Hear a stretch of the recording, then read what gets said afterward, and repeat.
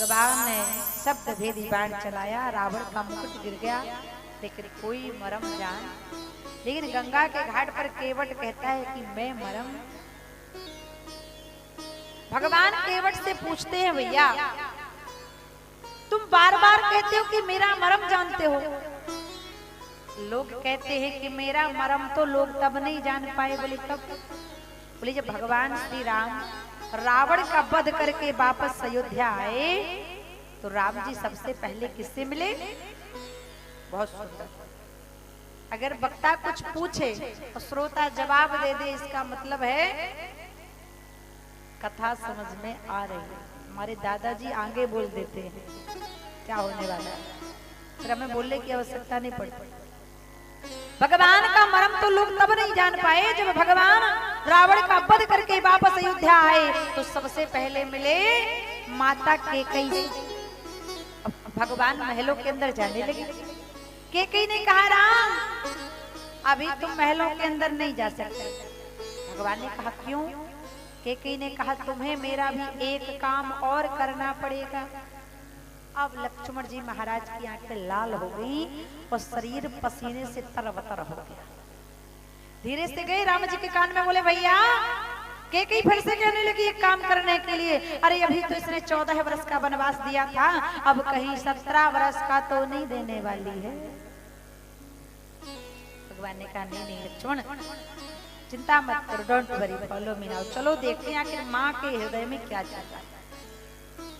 भगवान गए, कैकेयी रोने लगी, नेत्रों से अश्रु की धारा प्रवाहित होने लगी। हे पुत्र राम, जिस दिन से तुम वनवास गए हो उस दिन से आज तक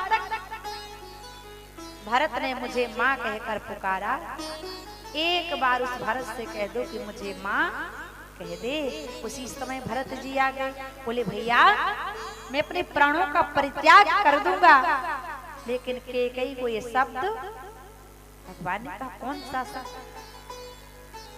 अब भरत जी बोल पड़े, हे भैया राम, जिसने मेरे राम को 14 वर्ष वनवास दिया, उस दुष्ट कैकेयी अभागिनी को मां नहीं कहूंगा,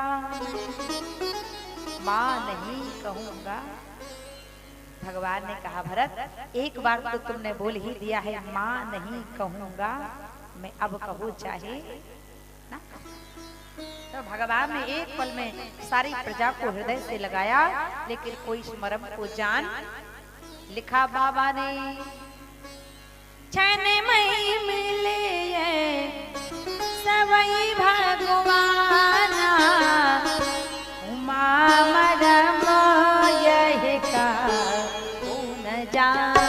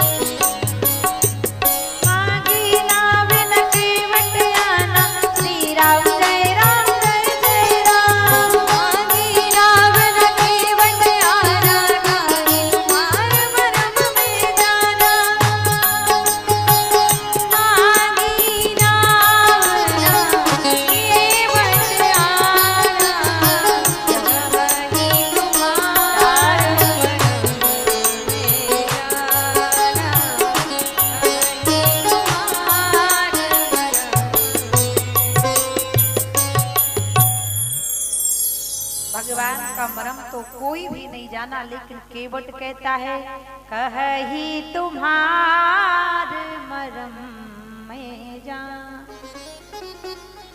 भगवान कहते, भैया तुम बार बार कहते हो कि मेरा मर्म जानते हो, जरा बताओ तो जानते क्या? केवट भगवान के समीप आता है। भक्त वत्सल भगवान की कथा षष्ठम और सप्तम दिवस में श्री राम का भक्त वर्णन करना भागवत जी सौभाग्यदायिनी बन जाती है। कहा प्रभु राम से भक्त केवट इतना प्रेम करता है, कहता है मैं आपका मर्म जानता हूँ। भगवान ने कहा तुम बताओ भैया मर्म जानती क्या हो? केवट ने कहा प्रभु मैंने सुना है आप जिससे जिससे मांगते हो फिर उसको फिर किसी काम का छोड़ते। भगवान ने कहा मैंने कब और किससे क्या मांगा? एक विद्वान ने कहा अगर भगवान को पार जाना था, केवट नाव नहीं दे रहा था तो राम जी कुछ उपाय कर लेते पार हो जाता। बोले उपाय क्या? बोले पांव बढ़ाई जो धर देते सुरसरी तुरंत पार हो लेते। गंगा से अपना पैर बढ़ा लेते जैसे राजा बलि के यहाँ बढ़ाया, पार हो जाए। एक विद्वान ने कहा राम जी अकेले होते तो पैर बढ़ा लेते।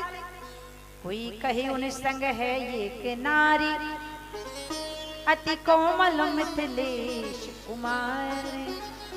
सीता जी थी तो कैसे पार होते? अकेले होते तो पांव बढ़ा लेते। एक विद्वान ने कहा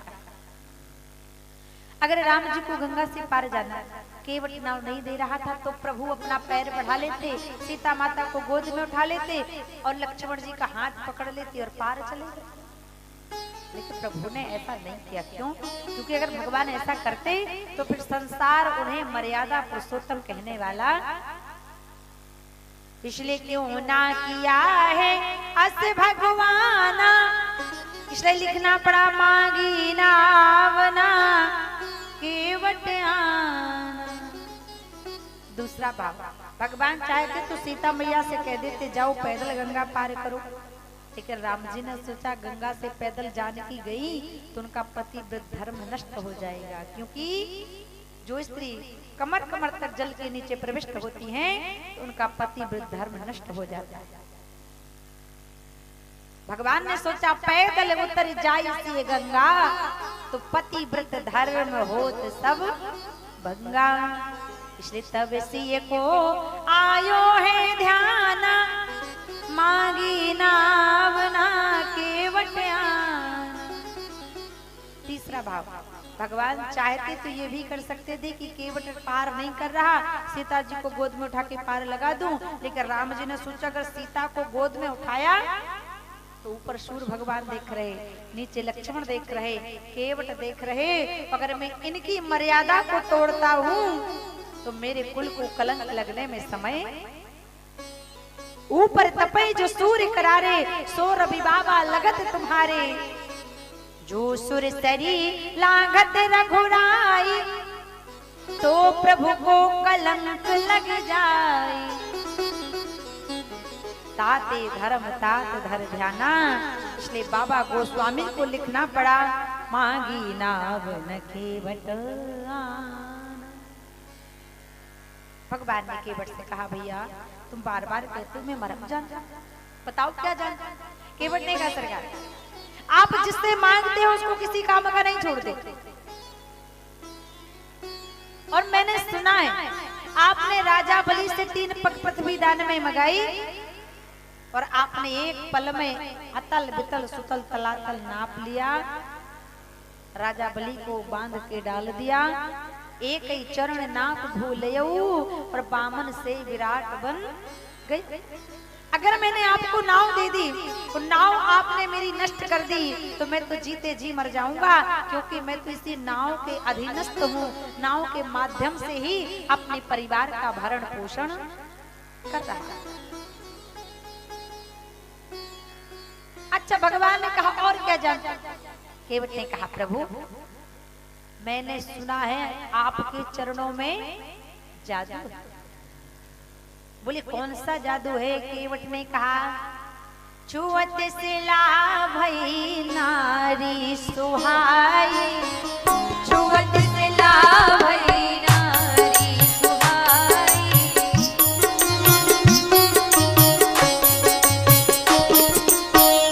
पाहुन देना काठ कठिनाई, पाहुन देना काठ कठिनाई, जो नैया नारी बनते हैं, जो नैया नारी बनते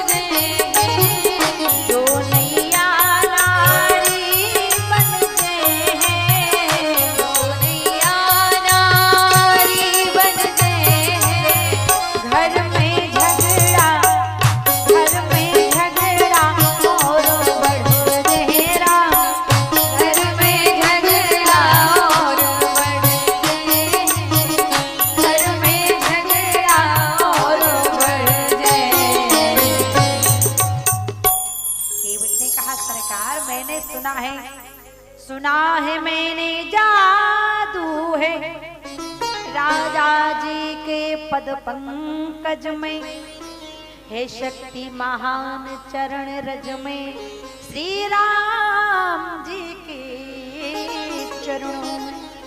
मैंने सुना है छुअत से लाभै नारी सुहाग। आपने पत्थर को छुआ तो पत्थर क्या बन गया? क्या बन गया? नारी। केवट ने कहा सरकार जब पत्थर को नारी बनने में 1 मिनट नहीं लगा तो मेरी लकड़ी की नाव को नारी बनने में 1 सेकंड भी लगने वाला। और हे राम, हे रघुनंदन, हे रघुवीर, अगर मेरी ये नाव नारी बन गई तो क्या होगा? केवट के भाव। केवट कहता है जो नैया नारी बन जे घर में झगड़ा और बढ़ जे। प्रभु, एक पत्नी का मैं पाउडर लिपस्टिक का खर्चा तो चुका नहीं पा रहा, इतनी महंगाई है। अगर मेरी नाव ही नारी बन गई तो ना दिन में चैन ना रात में नींद, क्योंकि माताएं बहनें हर चीज बर्दाश्त कर सकती हैं लेकिन सौतन बर्दाश्त। एक मयान में 2 तलवारें नहीं रहेंगी, एक बिल में 2 सर्प नहीं रह सकते। इसी प्रकार एक घर में 2 पत्नियां भी रहने वाली। केवट का सरकार क्षमा कर, मैंने आपको नाव नहीं दूंगा। इतने में लक्ष्मण जी ने कहा क्यों भैया केवट, देखो क्यों डर रहे हो? अगर तुम्हारी नैया नारी बन भी जाती है तो तुम्हें तो फायदा ही फायदा। 2 पत्नियां, समय से चाय, समय से भोजन, समय से नाश्ता। एक पत्नी को रखना घर में और दूसरी को रखना घाट में, आनंद ही आनंद। अब केवट से लक्ष्मण जी ने कहा लक्ष्मण जी खबरदार। बोले क्यों? बोले आप मुझे 2-2 नारियों की सलाह मत दो। लक्ष्मण जी ने कहा क्यों? बोले इसलिए। केवट ने बड़ा करारा जवाब दिया। केवट कहने लगा आप मुझे 2-2 नारियों की सलाह मत दो, क्योंकि आज जो आपकी दुर्दशा हो रही है ना वो 3-3 नारियों की वजह से हो रही है। बड़ा अनोखा जवाब दिया। कहने लगा केवट कि दशरथ 3 स्त्रियां नहीं लाते, काये को राम लखन बन जाते। ना आज आपके पिता दशरथ जी ने 3 विवाह किए होते, न कैकेयी से विवाह करते, न कैकेयी वनवास देती, न आज आप मुझसे नाम मंगाता। इसलिए यहू मरम जानत भगवाना, सो कही तुम्हार मरम में। भगवान ने कहा ठीक है भैया ऐसी बात है तो चलो ठीक है, चरणों को धो लो, पार करो। अब ध्यान देना, भगवान श्री राम के चरणों को धोने के लिए केवट क्या लाया? कितना बुद्धिमान है भक्त, भगवान अपने वश में कर लेता है। भगवान श्री राम ने कहा ठीक है जल्दी से चरणों को धो। तो केवट भगवान के चरण धोने के लिए क्या लाया? कन्हैया केवट राम रजाय सुपावा, केवट राम रजाय सुपावा, पानी कठोता भर ले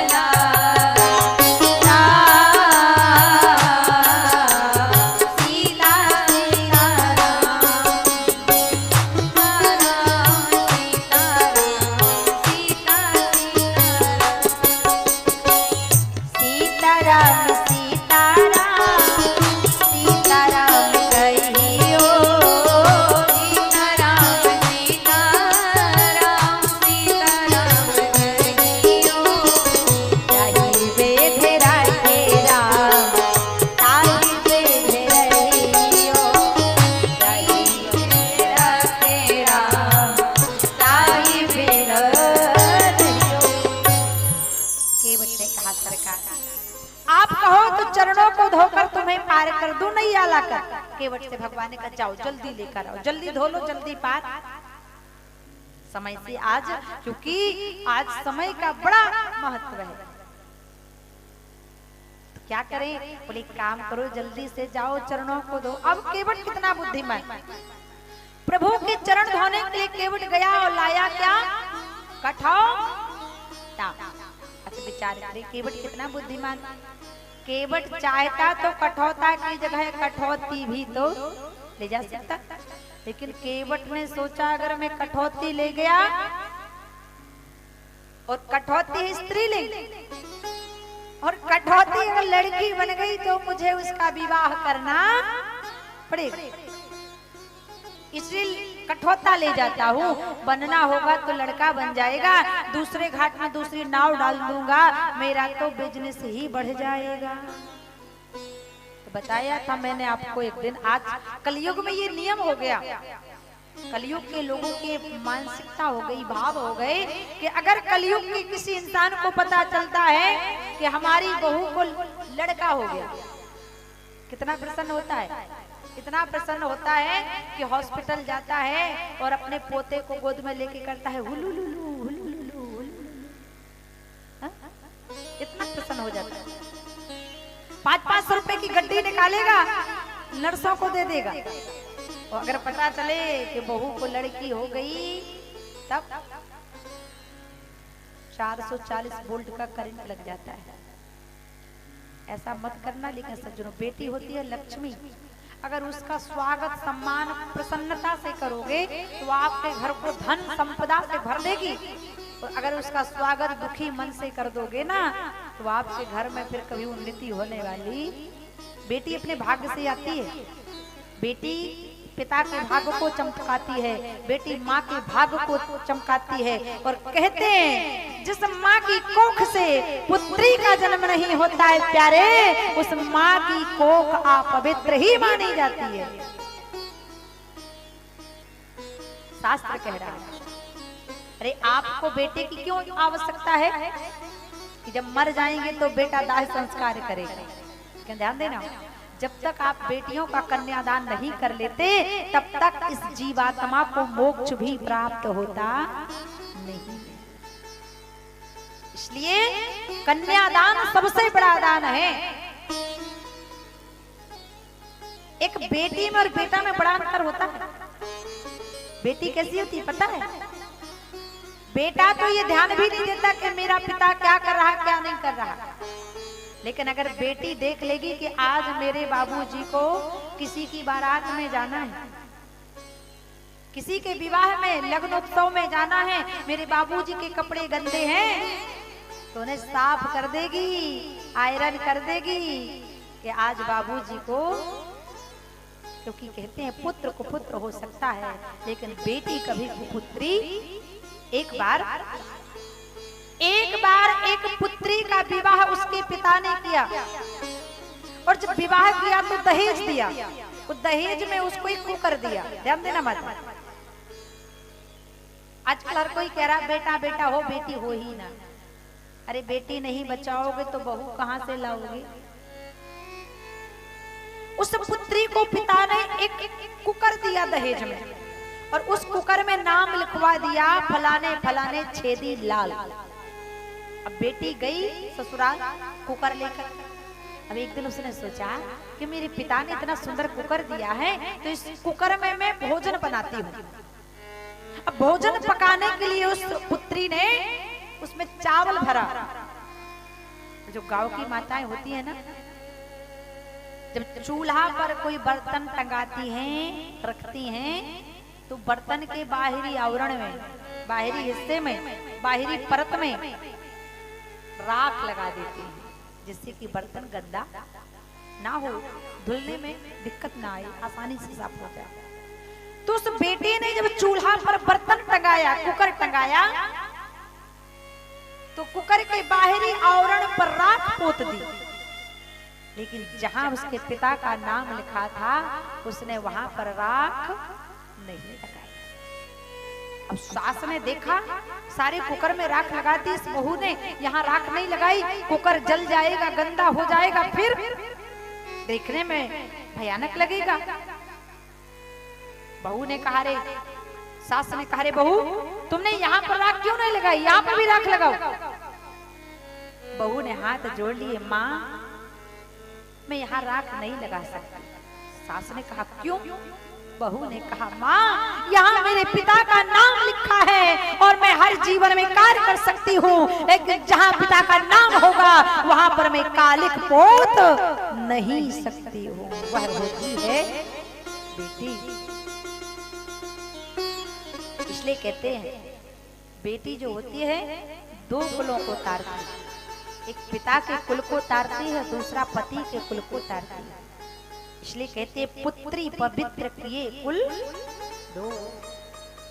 बेटी हो, मैं तो कंस से ज्यादा पापी उन माताओं को मानती हूँ, उन पिताओं को मानती हूँ कि जो भ्रूण लिंग परीक्षण करवाने के बाद अगर गर्भ में कन्या है तो उस कन्या का वहीं पर प्राणांत करवा देते हैं, अबॉर्शन करवा देते हैं, उस कन्या के टुकड़े टुकड़े करके उसे जीवन जीने के पहले ही मृत्यु दंड दे देते हैं। तो वो माता पिता कंस से भी अधिक पापी होते।